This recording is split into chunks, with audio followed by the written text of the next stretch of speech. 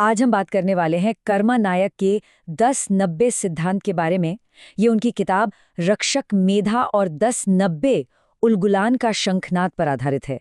और यकीन मानिए, ये विश्लेषण एक ऐसे सच को सामने लाता है जिसे हम अक्सर अनदेखा कर देते हैं। तो चलिए सीधे मुद्दे पर आते हैं। जरा इस तस्वीर को देखिए।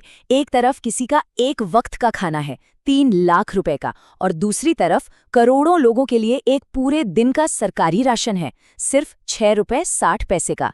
ये कोई मामूली सा फर्क नहीं है, ये एक बहुत बहुत गहरी खाई है। और यहीं से ये सवाल उठता है कि आखिर इतनी बड़ी, इतनी जबरदस्त असमानता हो कैसे सकती है। और यही सवाल इस पूरे विश्लेषण की असली जड़ है। इसका जवाब हमें कर्मा नायक के सिद्धांत के पहले हिस्से में मिलता है। तो चलिए उस 6 रुपये 60 पैसे के आंकड़े को थोड़ा और समझते हैं, जिसे इस सिद्धांत में डिजिटल बिस्किट का नाम दिया गया है। पता है, ये सिर्फ एक नंबर नहीं है, ये तो नियंत्रण के एक बहुत बड़े सिस्टम को समझने की चाबी है। 6 रुपये 60 पैसे सिद्धांत के मुताबिक ये वो कीमत है जो पब्लिक डिस्ट्रीब्यूशन सिस्टम के तहत एक इंसान को एक दिन के लिए दी जाती है। बस एक पल के लिए इस नंबर को देखिए और इसके असर के बारे में सोचिए। तो ये आंकड़ा आखिर आता कहाँ से है? इसका गणित ना बहुत सीधा है। एक इंसान को महीने का मिलता है 5 किलो अनाज, ठीक? अब अगर इसे रोज के हिसाब से बांटें तो ये हुआ लगभग 166 ग्राम। और अगर इस 5 किलो की सरकारी लागत करीब 200 रुपये महीना है, तो एक दिन का खर्च कितना हुआ? बस वही 6 रुपये 60 पैसे। इतना आसान सा हिसाब है ये। और अब आता है इस सिद्धांत का सबसे चौंकाने वाला पॉइंट। किताब का ये कोट कहता है कि ये भोजन पेट भरने के लिए नहीं, बल्कि भूख को जिंदा रखने के लिए है। मतलब ये मदद नहीं, ये एक सोची समझी रणनीति है। एक ऐसा भोजन जो किसी को मरने तो नहीं देगा, पर उसकी चेतना को कभी जागने भी नहीं देगा। और जानते हैं, इसीलिए इसे डिजिटल बिस्किट का नाम दिया गया है। जरा सोचिए, जैसे कोई शिकारी जानवर को बस छोटे छोटे टुकड़े डालकर अपने काबू में रखता है, सिद्धांत कहता है कि ये राशन भी ठीक वही काम करता है। ये शरीर को तो चलाए रखता है, लेकिन दिमाग को उलगुलान यानी कि क्रांति के बारे में सोचने से रोकता है। चलिए अब थोड़ा और आगे बढ़ते हैं और देखते हैं कि ये जो संघर्ष है ये आखिर किन दो ताकतों के बीच है।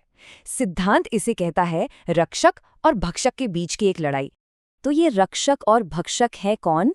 सिद्धांत के अनुसार रक्षक मेधा वो 90% आबादी है जिसकी चेतना उत्पादक है, जो इस मिट्टी से, इस धरती से जुड़ी है। वहीं दूसरी तरफ है भक्षक सिंडिकेट, वो 10% अल्पसंख्यक वर्ग जिसकी फितरत ही शोषण और दोहन करना है। किताब इस मानसिकता को यूरेशियन डीएनए की वैचारिक विरासत से जोड़ती है, मतलब एक बाहरी, एक शोषक प्रवृत्ति। ये स्लाइड तो पूरी कहानी एक ही बार में बता देती है। देखिए कितना बड़ा विरोधाभास है। एक तरफ 90% रक्षक समाज जिसकी मौत हो रही है कुपोषण और गरीबी से, मतलब कमी से, और दूसरी तरफ 10% भक्षक सिंडिकेट जिसकी मौत हो रही है डायबिटीज और हार्ट अटैक जैसी बीमारियों से, मतलब जरूरत से ज्यादा होने से। अच्छा, अगर आम जनता को मिल रहा है 6 रुपये 60 पैसे का डिजिटल बिस्किट, तो फिर सिंडिकेट को क्या मिलता है? सिद्धांत कहता है उन्हें मिलता है गोल्डन बिस्किट, मतलब बैंकों से माफ किए गए अरबों खरबों के कर्ज और टैक्स में भारी भरकम छूट। ये तुलना अपने आप में इस पूरी आर्थिक असमानता की कहानी कह देती है। तो फिर इस पूरी व्यवस्था का हल क्या है? सिद्धांत कहता है 10-90 उलगुलान, जो कि चेतना की एक क्रांति है। और इसका मतलब बिल्कुल साफ है। 10-90 उलगुलान का सीधा सा नारा है कि 90% लोगों को देश के 90% संसाधनों पर अपना मालिकाना हक वापस लेना होगा। ये सिर्फ पैसों की लड़ाई नहीं है, ये संप्रभुत्व की लड़ाई है। तो इस क्रांति की मुख्य मांगें क्या हैं? सबसे पहली, हीरानागपुर जैसी अपनी पैतृक जमीनों पर संप्रभुता हासिल करना। दूसरी, उस डिजिटल बिस्कुट वाली व्यवस्था को खत्म करना जो चेतना को दबा रही है। और तीसरी, एक ऐसे समाज का निर्माण करना जो शोषण पर नहीं बल्कि रक्षक मेधा यानी उत्पादक चेतना पर आधारित हो। और सबसे जरूरी बात, सिद्धांत के अनुसार ये सब हासिल होगा मन और आत्मा की एक अहिंसक क्रांति से।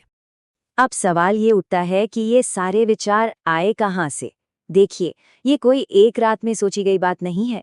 इसके पीछे एक बहुत लंबा और गहरा शोध छिपा है। लेखक कर्मा नायक ने पूरे 18 साल लगाकर इन सिद्धांतों को तैयार किया है और इसे उन्होंने अपनी 17 क्रांतिकारी किताबों में बहुत विस्तार से समझाया है। ये उनके दशकों के काम का एक निचोड़ है।